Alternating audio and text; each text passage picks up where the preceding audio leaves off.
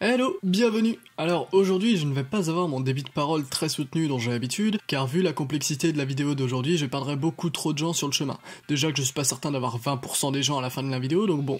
Alors, c'est quoi la technique dans Beyblade? Tout d'abord, imaginez simplement une toupie tirée dans un stadium. On est d'accord que sa trajectoire est décrite selon l'endroit où la toupie atterrit précisément dans le stadium. Si elle atterrit à 1 mm à côté, sa trajectoire est semblable et pourtant bien différente. Donc selon l'endroit où la toupie atterrit, elle décrira une trajectoire dans un stadium bien différente. Après, selon les similitudes observées sur les atterrissages à 1 mm de différence, nous pouvons répartir grossièrement plusieurs zones d'atterrissage plus ou moins égales dans le stadium, où les toupies auront toutes à peu près la même trajectoire. Imaginons maintenant que nous ayons une machine ajustable capable de tirer une toupie très exactement de la même manière autant de fois qu'on le souhaite. Avec ceci, je vais vous lister les éléments qui peuvent faire changer la trajectoire d'une toupie après avoir atterri avec un tir fait par notre machine qui fait des tirs identiques. Pour commencer, au plus bas, nous avons la forme de la pointe, qu'elle soit fine, plate, semi-plate, étoilée, courbée, désaxée, bombée, etc. Nous avons la matière de la pointe, afin de jouer avec les différentes adhérences entre du métal et du caoutchouc par exemple. Et en fonction de la forme et la matière de la pointe, il y a l'angle avec lequel la toupie atterrit.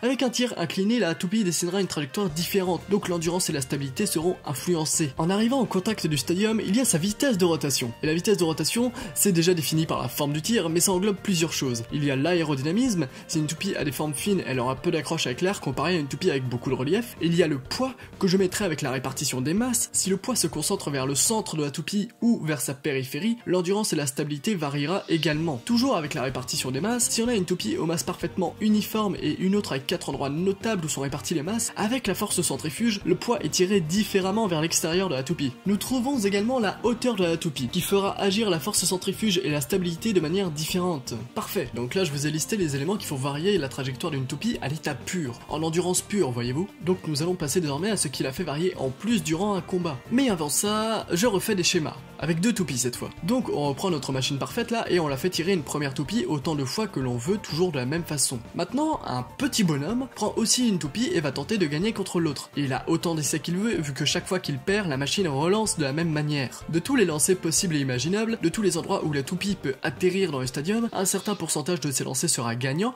et la totalité de l'autre partie du pourcentage sera perdant. Alors bien entendu, si on décale l'atterrissage de la toupie tirée par la machine d'1 mm, le pourcentage commence à changer radicalement. Mais surtout, si sur la toupie tirée par le bonhomme on change la répartition des masses ou la forme des lames, etc., elle n'aura pas le même pourcentage de victoire et de défaite. Au cas où, changer la répartition des masses, etc., je vais détailler le propos plus tard, mais au Beyblade, ça stipule changer une pièce, et donc là, on commence à faire des combos de toupies. Bon, maintenant, on va remplacer la machine par un autre petit bonhomme. Et les 2 petits bonhommes vont s'affronter pendant très longtemps en prenant des notes. Et donc à la fin, ils auront fait tous les lancers possibles et imaginables chacun contre tous les lancers possibles et imaginables chez l'adversaire. Et avec ceci, on peut savoir avec exactitude quel pourcentage de chance on a de gagner avec notre toupie contre une autre toupie un peu différente. Donc évidemment, tout ceci est schématisé. On parle de données colossales qui sont inconcevables pour un cerveau humain et je pense pas calculables pour une machine. La seule donnée précise que je peux avoir pour vous, c'est que dans un combat miroir, donc dans un combat où les 2 toupies sont exactement identiques, au Beyblade c'est faire affronter 2 combos identiques, ce pourcentage est de pile 50%, genre 50% de victoire et de défaite. Je parle de toupies parfaitement identiques. Au-delà du premier combat, il commence déjà à y avoir de l'usure, donc ce pourcentage commence déjà à varier de manière infime. Donc c'est ici qu'on va référencer tout ce qui influence la trajectoire d'une toupie en combat, en plus de tout le reste quand elle était seule dans le stadium. Alors je reviens là-dessus, mais la forme et la matière de la pointe qui est différente va permettre une trajectoire et un élan différent à la toupie pour en permettre une force de frappe accrue ou non pour éjecter la toupie adverse par exemple. Alors, la répartition des masses. Alors, outre le fait qu'une masse globale plus conséquente va être plus compliquée à faire sortir du stadium car c'est plus lourd quoi, la répartition des masses va jouer sur la façon d'encaisser des chocs, sur l'endurance et la stabilité, etc.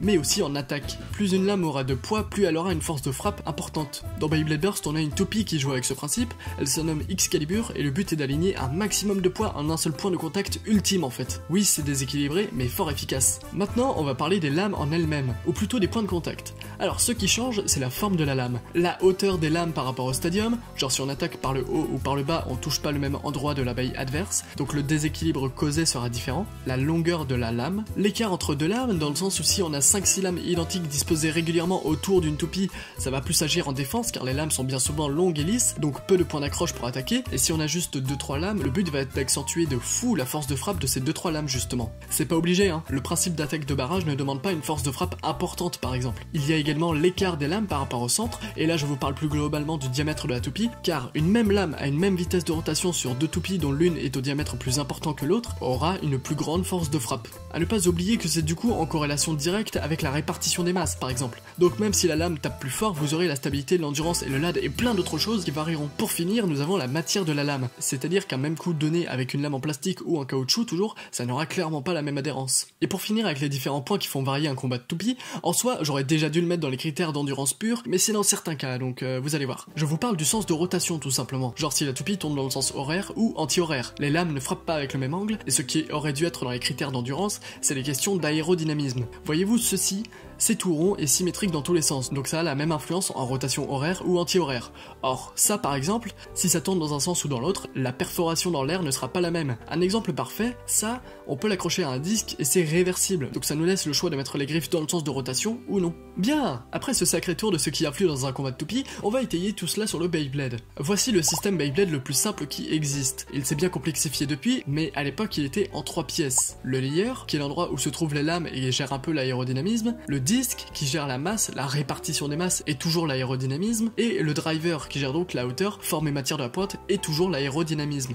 Donc ici je vous montre la toute première toupie ayant ce système, mais depuis le 18 juillet 2015, on a eu beaucoup d'autres toupies, et à l'heure d'aujourd'hui on a 150 layers différents, plus de 60 disques et on a dépassé les 100 drivers. Donc vous imaginez bien qu'aujourd'hui le nombre de combinaisons possibles est titanesque, et pour revenir à ce que j'ai dit tout à l'heure, chacun de ces combos possède un pourcentage de victoire précis face à n'importe quel autre combo, et vu que le but n'est pas d'avoir un équilibre parfait, certains de ces combos auront un pourcentage de victoire globalement plus élevé que d'autres combos, genre des combos qui vont gagner face à plus de types d'adversaires, endurance, défense, etc. Un terme qui ressort beaucoup ces temps-ci et que j'aime bien, c'est dire que ces combos sont plus polyvalents que les autres, plus polyvalents à battre plus de styles d'adversaires. En globalité, je rappelle que tous les combos peuvent toujours battre tous les combos, parfois très facilement, parfois il faut trouver la faille de l'adversaire et chercher le tir parfait. Dans ce cas-là, notre toupie est globalement désavantagée, ou excessivement désavantagée, parce que dans certains cas, le nombre de tirs qui permettent la victoire sont très peu nombreux.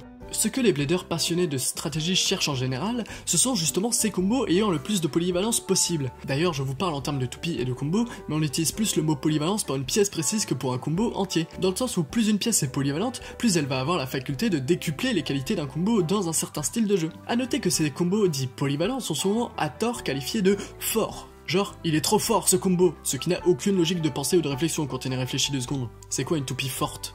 Une autre façon de jouer avec la technique dans Beyblade est de noter ces combos qui sont connus, qui sont polyvalents, et de créer un combo adverse exploitant au mieux leurs failles. Ce nouveau combo créé ne sera peut-être pas très polyvalent, mais il sera la pire peur de ceux qui jouent avec ces combos polyvalents du coup. Une autre façon de jouer est de choisir un combo précis, de jouer qu'avec ce combo et de chercher ses lancers gagnants face aux différents types d'adversaires. C'est assez rigoureux mais fort efficace comme style de jeu. Voilà, c'était quelques exemples de ce que l'on croise bien souvent chez les bladers qui aiment l'aspect stratégique de Beyblade, dont je fais partie du coup. Bon là je vous ai décrit dans l'ensemble ce qui a influencé une toupie dans le Beyblade et qui est variable. Je vous remets les listes ici mais c'est assez délirant. Et pour information, il n'y a pas que les toupies qui sont importantes dans un combat de toupie. Je vous le pose ici, il y a le stadium, les lanceurs et ce qu'on a appelé le facteur humain, le joueur en lui-même quoi. Et à la fin de toute cette liste, on a écrit à prendre en compte tous ces paramètres pour l'adversaire. Donc on double tous ces critères. C'est énorme comme facteur à prendre en compte. J'espère que ceux qui s'y connaissent un iota plus en Beyblade mais qui ont des a priori sur certains aspects sauront se remettre en question. Les plus fréquents que je trouve c'est de dire que plus une toupie est lourde, plus elle est forte, que le spin steel est l'arme suprême,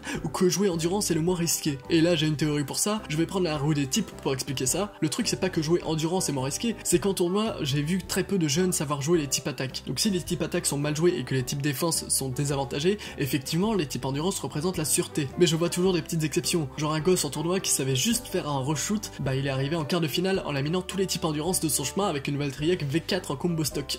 Bon sinon, toutes les listes que vous avez vues dans cette vidéo ont été faites lors d'une soirée en vocal sur le Discord de Beyblade Espace, donc si vous aimez le Beyblade, c'est sans doute le meilleur endroit pour vous. Le lien est en description et je pense avoir fini. Donc sur ce, c'était Castiel, et j'espère vous croiser dans le milieu du Beyblade à l'avenir.